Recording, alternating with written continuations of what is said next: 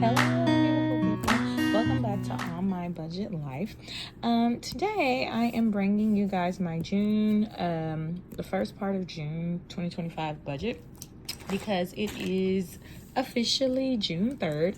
So I want to go ahead and get this out and get this ready since this is week 1. Now, the way I do my budget, sorry if you guys are new here. This channel is all about all things budgeting. This is just me kind of going through my financial journey with trying to become debt free and more financially free, and whatever that means for me and for you guys. And I'm just sharing things that I'm learning along the way, and hopefully that you all can share what you all are learning along the way, and build the community as well. So we do budgets, we do savings challenges, cash stuffing, things of that nature. So if you are interested in any of those things, interest you, please make sure you subscribe. It doesn't cost anything, and turn those notification bells on. And you can also feel free to like the video if something you hear resonates with you or you can relate to, and feel free to share the video for more engagement. So yeah, you can also find the channel and the page on my Instagram page, which is All My Budget Life as well. So let's get into this June budget. The way I do my budgets is from my main income, my main primary income, I am currently paid monthly, which is one time a month. I know it's difficult, but yeah, it's in the field of education, and so they have a unique way of how they pay in the state of Texas, which is where I live and where I was born and raised and where I'm from. Okay, so how I usually do it, because I do have income coming in throughout the month, both at the kind of the middle of the month, which is like a bulk amount, and then a little bit at the end of the month, smaller income. So as you'll see, I always start with, I just label, and then I have the income and about the date that I think it should be available, and this is the amount, and you would just do the same thing. And this is like another amount of money that I think should be available around this time. And as you see, I just put a note for myself, separate budget. I do have a little key here that I use. You guys can kind of you'll see. So C is for cash, because I do like to use cash for things that are easier, like stuffing cash envelopes and things of that nature, to help me stay on track and not get all funny with my debit card and all of that. And then I put P for plastic. Now, plastic in this case is not a credit card, it is my debit card. So I'm getting away from the credit cards. I'm trying to pay off my credit cards again. Get out of debt is one of my major goals. I do follow Dave Ramsey's baby steps, if that makes sense. I'm just in the beginning stages of it, and so the first baby step, I'm still in baby step number 1. If you know who Dave Ramsey is, or if you aren't familiar with him and his baby step process, then I encourage you to maybe check it out. Check out some of the books. He has podcasts, he has different resources and all of that. But the first step is saving $1,000 in your emergency fund. So I'm still building that up, and then of course baby step number 2 is getting completely out of debt, aside from everything besides your mortgage. So I don't have a mortgage right now because I'm still renting. So that would be a goal, is to, right, once I get out of debt, save up enough money to have a down payment for a mortgage. But baby step number 3 is to have an emergency fund fully funded for 3 to 6 months of expenses, right? So the first baby step is just $1,000 once you get out of debt, and that includes like whether that's car loans, student loans, credit card debt, medical debt, any type of debt you have. Encompass all of that, again subtracting if you have a mortgage, and then you pay all that down. That could take some years. It's taking me some years because this is really, I just started doing this, I would say maybe July of like last year, 2024, so I'm barely a year in, and I do want to give an update on that. That's gonna be a whole separate video about my steps through and my journey so far through the baby steps process, but I didn't want to give an update until I had the fully funded emergency fund. But some things have happened over the past year that have caused me to dip into that $1,000 fund.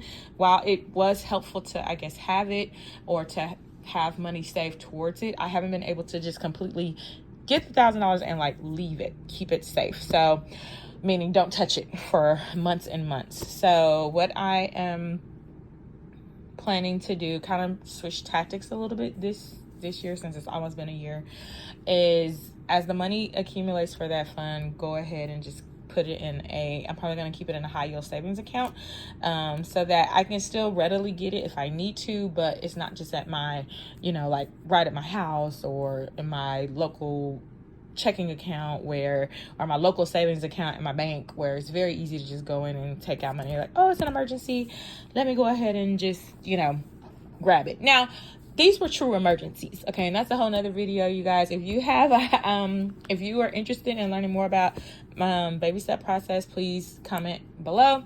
If you're interested in learning about like the difference between what I deem to be a true emergency versus like, a last minute trip to like Cabo is not what I consider a real emergency, okay?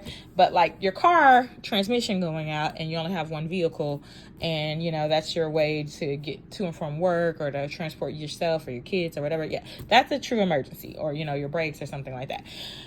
There's emergencies that we really need, and then there's things that we just want to do, right? So some of those have come up, but one of the key steps I feel like in any financial journey is like staying on track with your budget. So at the beginning of the month, since we're only a couple days in, literally it's the 3rd, I already have my expenses already listed out. And the good thing, kind of in a way, since I am paid bulkly once a month, I pretty much know for the most part my fixed costs. I pretty much know the amount of money I'm going to get month to month, and it does fluctuate at certain times of the year, but I know that as well. So that's kind of the stability of that part. Now, the side income, that does greatly vary, but I do have, goals for all of any additional income coming in as well. So let's get into it. So it's going to show for expenses, I had my May budget. If you caught my previous video, which is my end of May budget, it kind of picked up the last week of May into the first part of June. So in case you're wondering, well, wait, why are we starting at the 15th? That's just because that's around the time I usually get paid every month. If the 15th happens to fall on a Saturday or Sunday, which this month it does, because whoop whoop, it is Father's Day on June 15th. Shout out to all the fathers and father figures. Then usually they will pay either the Friday before or sometimes Thursday. It depends on people's bank account. Sometimes they'll pay you 2 days early, what have you.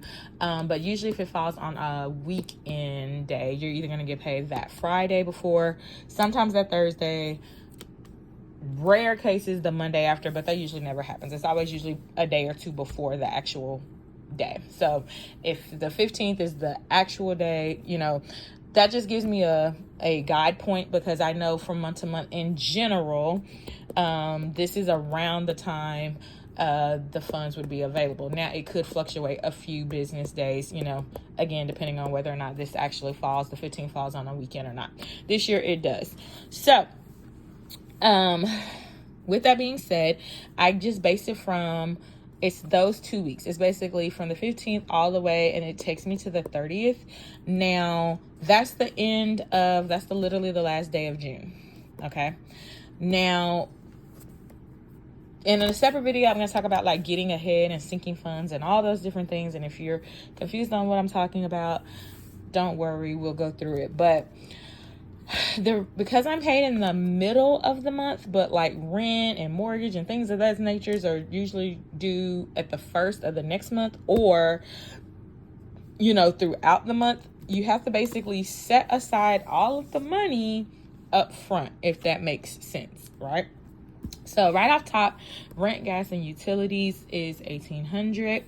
Electricity is on average, and I kind of keep it based off the last 2 to 3 months. I just get an average. Obviously it does fluctuate a couple dollars here or there based on your usage of electricity and water, but I have Reliant Energy, and I just went into a cost saving plan for a year where I know that my monthly rate should not go above 145. So that's the highest, and it's for 12 months. It's like they have some special program, so I opted into that. See if your electricity companies or anything like that have deals like that. You know, you want to see if, you know, they have stipulations, like if you break the contract early, do you have to pay, etc., etc. But you know, if you're going to be staying where you live for a while, at least for the next 12 to maybe 24 months, sometimes some of them have 18 months, it might be something for you to look into. Same thing with like cell phone internet. Speaking of cell phone internet, I have AT&T. They are pretty pricey, and so it's $216 for both combined. But I do have a iPhone 15 that's not paid off yet, so I'm still paying on that. So it's all bundled together. It will go down. This number will go down once the phone is completely paid off, which should be right before the end of 2025, the end of this year. Auto insurance, pretty much the same amount of money every month. It's $139. My renter's insurance, I have a little note. I did go ahead and pay the annual fee, so it is paid until April of 2026. So I went ahead and paid the annual fee because ideally, you guys, if you can get to the point where you can pay the whole annual fee up front, it usually is better. You're usually going to get a better deal. You're going to save more money if you pay the whole 12 months in advance versus breaking it up month to month. Now, hey, I do a lot of things month to month, and for a long time I've done a lot of these bills month to month, but with me trying to consolidate and see where I can kind of free up money so that I can put a lot of it towards my debt and my emergency fund, I just was like, you know what, I had a little bit extra, so I went ahead and paid it off in April for this next year. Now again, this is an annual thing, and that's why I keep notes, so I can always go back to my notebooks. I'm kind of old school. I still do paper. I have a digital version, but I like just good old-fashioned, you know, pen and paper as well. I just keep notes so that I can always go back and, oh, you know, they send you notices and stuff in the mail in your email, but just in case, you just kind of know, okay, around April, you know, February of next year, 2026, you need to be looking February, March to renew. Summer school, my son is in a summer enrichment program, so that has a fee per week.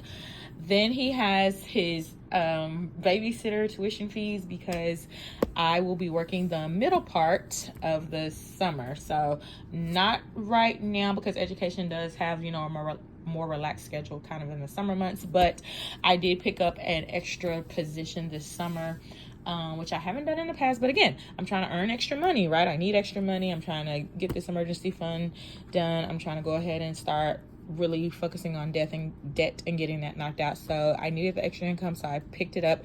It starts right at the end of the month, like on the 30th, and it goes all the way through like the middle end of July. So I've already put that in, calculated those weeks. And then he went last week, which is like the week of Memorial Day, like after Memorial Day, going into the first week of June. So that's a week that's owed. So it's like 1 week owed, and then there's 1 week, there's some fees for the future. For the summertime, my dog Dakota, I have a dog and 2 guinea pigs. He has to have vaccines. He needs his annual vaccines, and it's time, so I can't get around that. And he has to get a wellness checkup. So it's about $200 with everything, like his mandatory vaccines that he has to have. So that has to be done. I do have to get brakes, and I found a mechanic who can do them.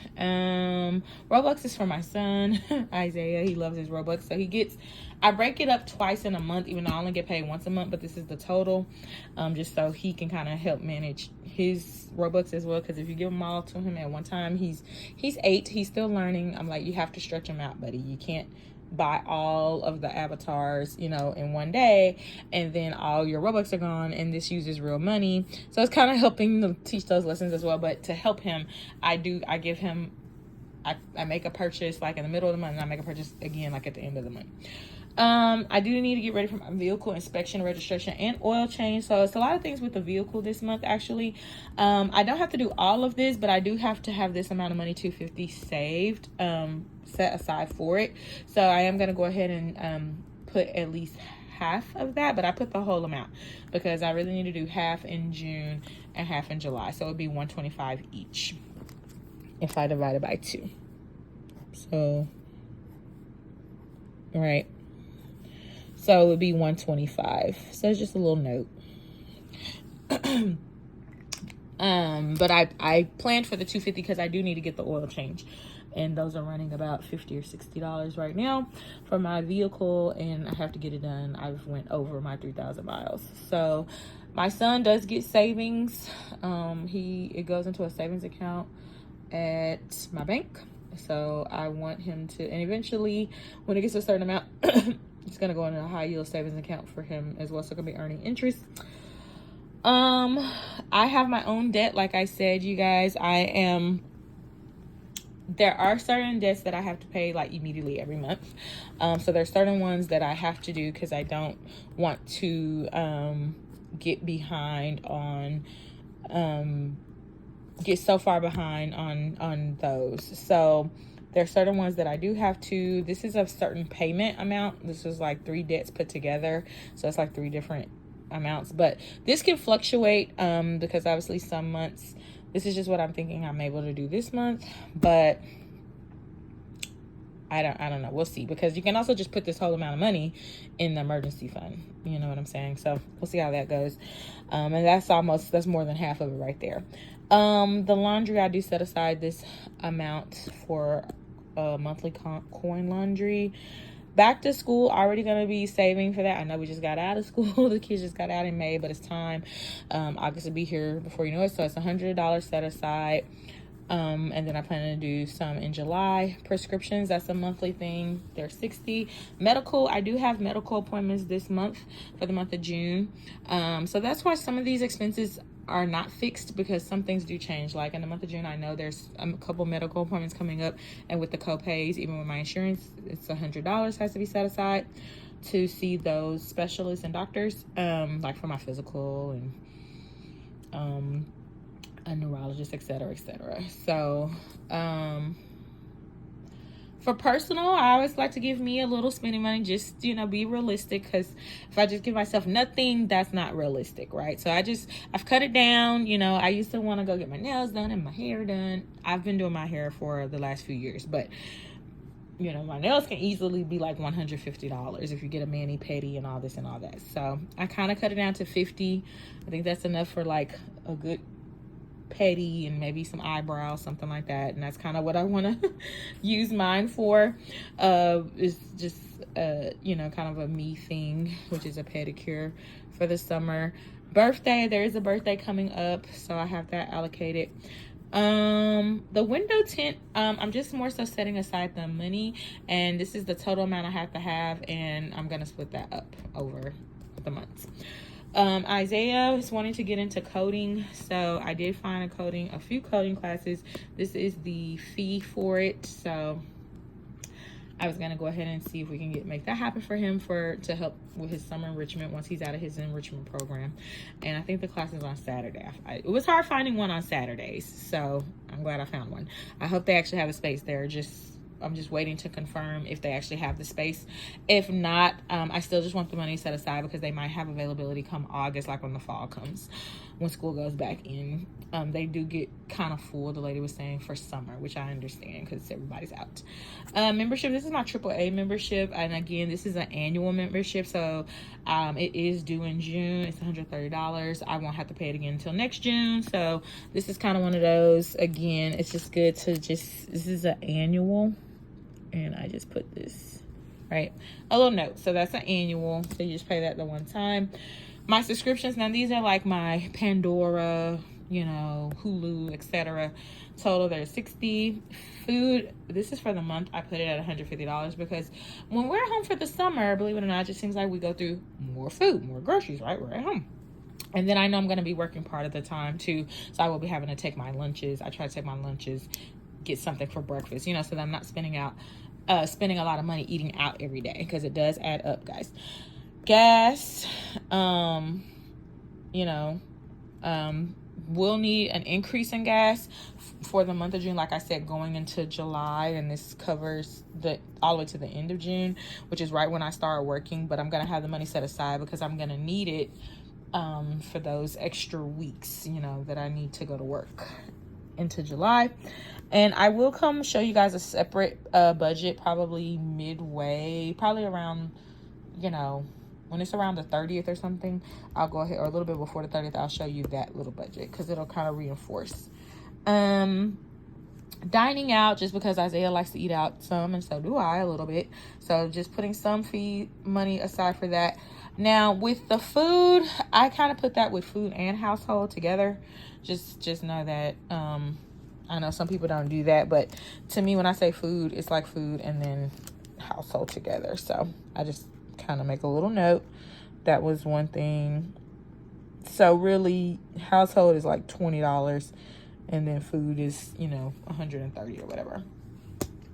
And then program fees. I am in a program where I'm taking courses for the rest of the year and into 2026. So I do have financial obligations for the program to take the courses. So this is the amount that is remaining that I have to pay for. I have to pay for June, but I'm also setting aside because I have another payment that's due in September. And actually, they sent out an email saying that when we finish our next course, they want us to go ahead and have the money ready even before September. So before September 1st, because that's the deadline. So basically, it's seeming to me like between July and August, we need to have the money. So I'm going to just already have it put to the side.